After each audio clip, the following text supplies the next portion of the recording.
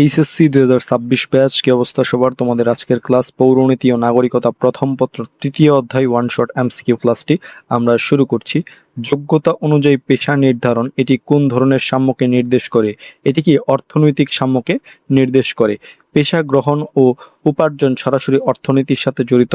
যখন সবার যোগ্যতা অনুযায়ী কাজ বা পেশা বাছার সমান সুযোগ থাকে, তাকেই কি অর্থনৈতিক সাম্য বলা হয়? কোন সাম্য ব্যতীত রাজনৈতিক সাম্য অর্থহীন? অর্থনৈতিক সাম্য ব্যতীত রাজনৈতিক সাম্য অর্থহীন। পেটে ভাত না থাকলে ভোটের অধিকার বা রাজনীতি অর্থহীন মনে হয়, তাই অর্থনৈতিকভাবে মুক্ত বা সমতায় না ফিরলে রাজনৈতিক স্বাধীনতা ভোগ করা যায় না। সমাজ ও রাষ্ট্রে সাম্য প্রতিষ্ঠিত হলে কি হবে? যেটি হবে সেটি হবে হচ্ছে কি বৈষম্যমুক্ত সমাজ গঠিত হবে। সাম্য বলতে কি বোঝায়? সাম্য বলতে বোঝায় হচ্ছে কি যোগ্যতা অনুসারে সমান সুযোগ প্রদান। সাম্য মানে এই নয় যে সবাইকে জোর করে সমান করে দেওয়া হবে। আসলে সাম্য হলো যার যা যোগ্যতা তাকে সেই অনুযায়ী বিকাশ লাভের সমান সুযোগ দেওয়া। সামাজিক, রাজনৈতিক ও অর্থনৈতিক ক্ষেত্রে কোনো বিশেষ ব্যক্তি বা শ্রেণীর বিশেষ সুযোগ সুবিধার অনুপস্থিতিকে কি বলা হয়? অনুপস্থিতিকে বলা হয় হচ্ছে কি সাম্য। কাউকে যদি কোনো বিশেষ সুবিধা বা ভিআইপি ট্রিটমেন্ট না দিয়ে সবাইকে সমান চোখে দেখা হয়, তবে কি পরিণতির ভাষায় তাকে সাম্য বলা হয়। কোনটি রাজনৈতিক সাম্যের উদাহরণ? যেটি হচ্ছে কি সার্বজনীন ভোটাধিকার কি রাজনৈতিক সাম্যের উদাহরণ। রাষ্ট্র পরিচালনার অংশ নেওয়ার সুযোগই হচ্ছে কি রাজনৈতিক সাম্য। জাতি, ধর্ম, বর্ণ নির্বিশেষে সবাই যখন ভোট দেওয়ার অধিকার পায়, সেটাই কি সার্বজনীন ভোটাধিকার। ক, খ ও গ একই কোম্পানিতে চাকরি করে, এখানে তারা তাদের যোগ্যতা অনুযায়ী বেতন পায়। এটি কোন ধরনের সাম্যের প্রকাশ? এটি কি অর্থনৈতিক সাম্যের প্রকাশ।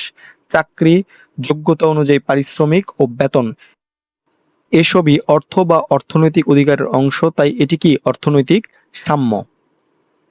সাম্যের অর্থ কি? সাম্যের অর্থ হচ্ছে কি সমান সুযোগ সুবিধা। নির্বাচনে অংশগ্রহণ করা কোন ধরনের সাম্যের অন্তর্গত? এটি কি রাজনৈতিক সাম্যের অন্তর্গত। ভোট দেওয়া, নির্বাচনে প্রার্থী হওয়া বা শাসন কার্যে অংশ নেওয়ার অধিকার সরাসরি রাজনৈতিক সাম্যের কি অন্তর্ভুক্ত। যোগ্যতা অনুযায়ী পেশা নির্ধারণের জন্য কোন ধরনের সাম্য প্রতিষ্ঠা জরুরি?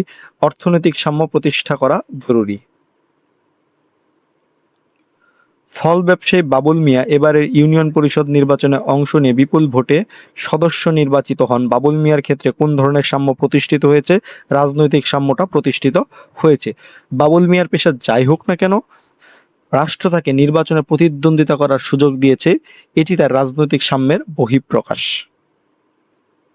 মূল্যবোধের নির্ধারক কোনটি? মূল্যবোধের নির্ধারক হচ্ছে কি নৈতিকতা। নৈতিকতা কি মূল্যবোধের নির্ধারক। আমাদের ভিতরের ভালো মন্দের বোধ বা নৈতিকতাই কি ঠিক করে দেয় আমরা সমাজে কিভাবে বা সমাজকে আমরা কিভাবে মূল্যায়ন করব।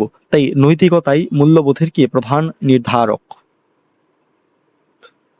কোনো বিষয়কে যথাসময়ে যথাযথভাবে বোঝার ক্ষমতাকে কোন মূল্যবোধ বলে? এটাকে কি বলে? বুদ্ধিবৃত্তিক মূল্যবোধ বলা হয়। মস্তিষ্ক, জ্ঞান ও বিচক্ষণতা ব্যবহার করে সঠিক সময়ে সঠিক সিদ্ধান্ত নেওয়ার ক্ষমতাটি বুদ্ধিবৃত্তিক মূল্যবোধের অংশ। কোনটি সামাজিক শৃঙ্খলার অধিক সহায়ক? সামাজিক শৃঙ্খলায় অধিক সহায়ক যেটি, সেটি হচ্ছে কি মূল্যবোধ কি সামাজিক শৃঙ্খলায় অধিক সহায়ক। শুধুমাত্র আইন দিয়ে মানুষকে সবসময় বাধ্য রাখা যায় না। ভেতর থেকে সুনাগরিক হতে ও সমাজ সুশৃঙ্খল রাখতে মূল্যবোধ সবচেয়ে বেশি ভূমিকা রাখে। কোনটি মূল্যবোধের বৈশিষ্ট্য? মূল্যবোধের বৈশিষ্ট্য হচ্ছে কি পরিবর্তনশীলতা। কোনটি? পরিবর্তনশীলতা। সময় ও সমাজের পরিবর্তনের সাথে সাথে মানুষের মূল্যবোধও পরিবর্তিত হয়। যেমন পূর্বে বাল্যবিবাহ গ্রহণযোগ্য হলেও এখন তা সামাজিক ব্যাধি। তাই পরিবর্তনশীলতা এর প্রধান কি বৈশিষ্ট্য। মানুষের কাজের ভালো মন্দ বিচারের মানদণ্ড হলো, বিচারের মানদণ্ড কি সামাজিক মূল্যবোধ।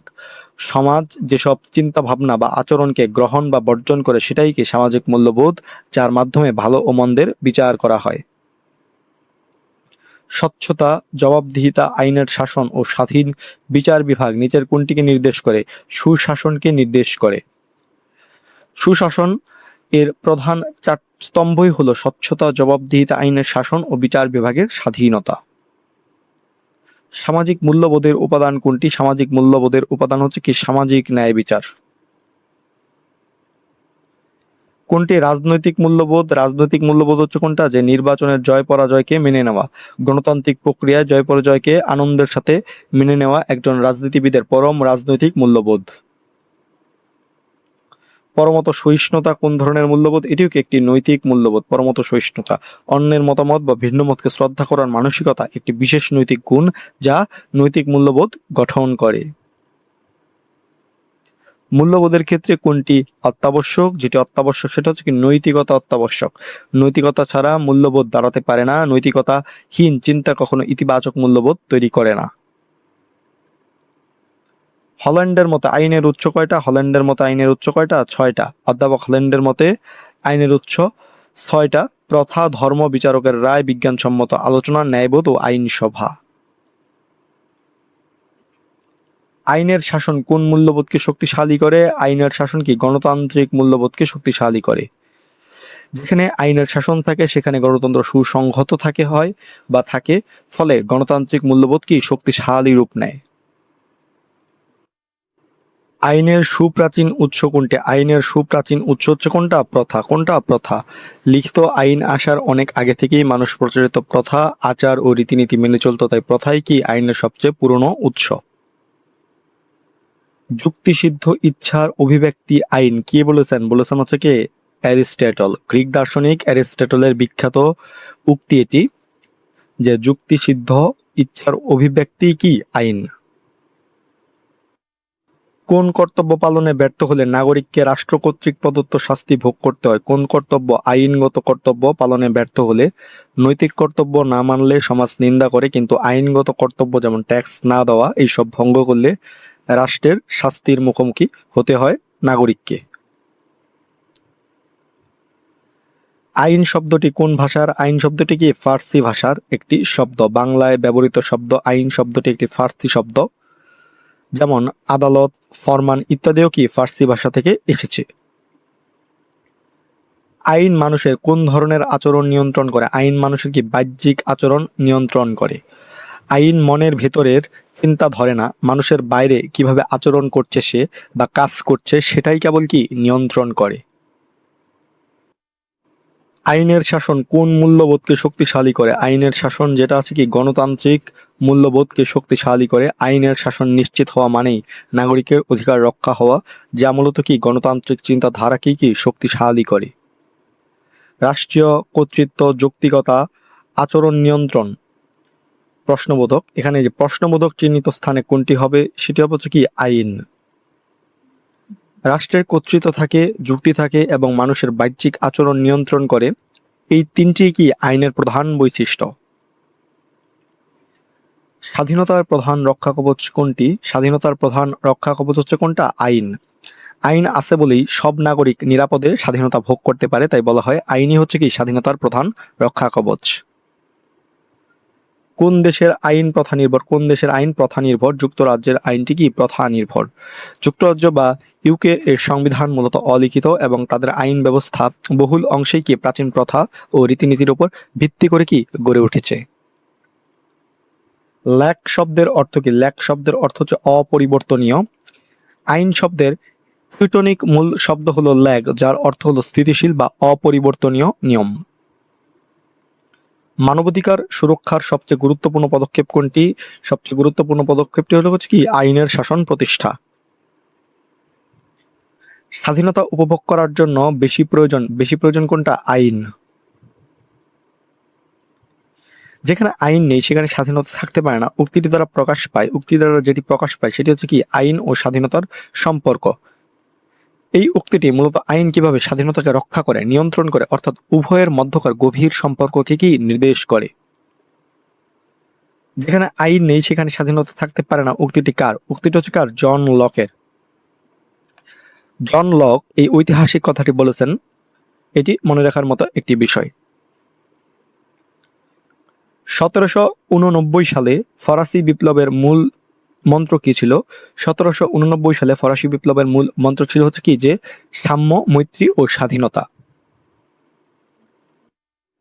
লিভার শব্দ বা লিভার কোন ভাষার শব্দ? লিভার হচ্ছে কি টিউটনিক ভাষার শব্দ। কোন ভাষার? টিউটনিক ভাষার শব্দ। ব্যক্তির পরিপূর্ণ বিকাশে কোন স্বাধীনতা জরুরি? রাজনৈতিক স্বাধীনতাটা জরুরি। যদি ব্যক্তির পরিপূর্ণ বিকাশের কথা বলা হয়, রাজনৈতিক স্বাধীনতা নাগরিককে মত প্রকাশ, ভোটাধিকার এবং রাষ্ট্র গঠনে অংশ নেওয়ার মতো ক্ষমতা দেয়, যা ব্যক্তিত্ব বিকাশে কি মুখ্য ভূমিকা পালন করে। স্বাধীনতার রক্ষা কবচ কোনটি? স্বাধীনতার রক্ষা কবচ হচ্ছে কোনটা? গণতন্ত্র। গণতন্ত্র জনগণের হাতে ক্ষমতা থাকে এবং কি আইনের শাসন বহাল থাকে, যা স্বাধীনতা রক্ষা কবচের বা স্বাধীনতা রক্ষার সবচেয়ে বড় ভূমিকা রাখে। লিবার্টি শব্দটি কোন ভাষা থেকে উৎপত্তি লাভ করেছে? লিবার্টি শব্দটি কি ল্যাটিন ভাষা থেকে উৎপত্তি লাভ করেছে।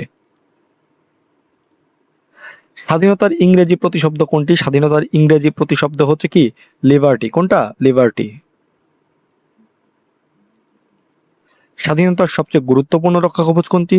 স্বাধীনতার সবচেয়ে গুরুত্বপূর্ণ রক্ষা কবচ হচ্ছে কি যে সদা জাগ্রত জনমত। জনগণ যদি তাদের অধিকার ও স্বাধীনতা সম্পর্কে সচেতন ও জাগ্রত না থাকে, তবে কি শাসক তা কেড়ে নিতে পারে। তাই সবচেয়ে গুরুত্বপূর্ণ কোনটা? যে সদা জাগ্রত জনমত। অবাধ স্বাধীনতা কিসের নামান্তর? অবাধ স্বাধীনতা হচ্ছে কি যে স্বৈরাচারিতার নামান্তর। নিয়ম বা আইন ছাড়াই অনিয়ন্ত্রিত বা অবাধ স্বাধীনতা প্রকৃতপক্ষে বিশৃঙ্খলা ও স্বৈরাচারিতার রূপ নেয়।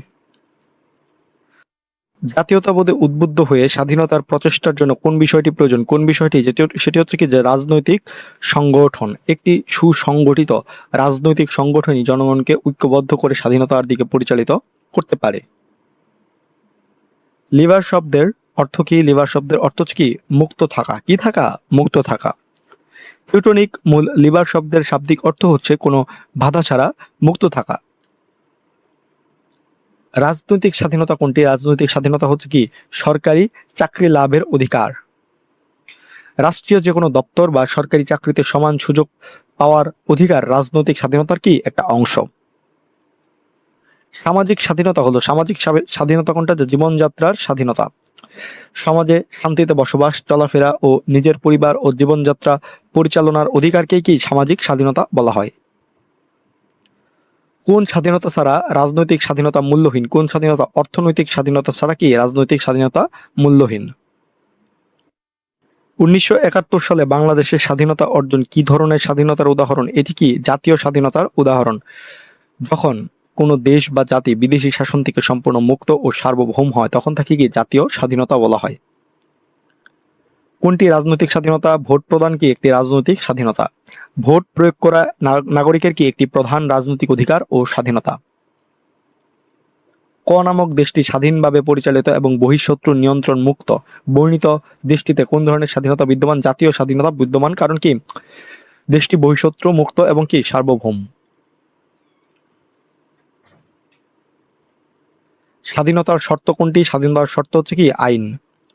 আইনের সুনির্দিষ্ট সীমা ও নিয়ন্ত্রণ ছাড়া প্রকৃত স্বাধীনতা বজায় থাকা অসম্ভব, তাই আইন স্বাধীনতার কি একটা পূর্ব শর্ত। সরকারি চাকরি লাভের স্বাধীনতা এটি কোন ধরনের স্বাধীনতা? এটি একটি রাজনৈতিক স্বাধীনতা। নিজের ওপর, নিজের দেহ ও মনের ওপর ব্যক্তি সার্বভৌম কে বলেছেন? যে এটা বলেছেন হচ্ছে কে? জন স্টুয়ার্ট মিল। কে বলেছেন? John Stuart Mill. ব্যক্তি স্বাধীনতার প্রবক্তা দার্শনিক জেস মিল তার বিখ্যাত অন লিবার্টি গ্রন্থে এই উক্তিটি করেছিলেন।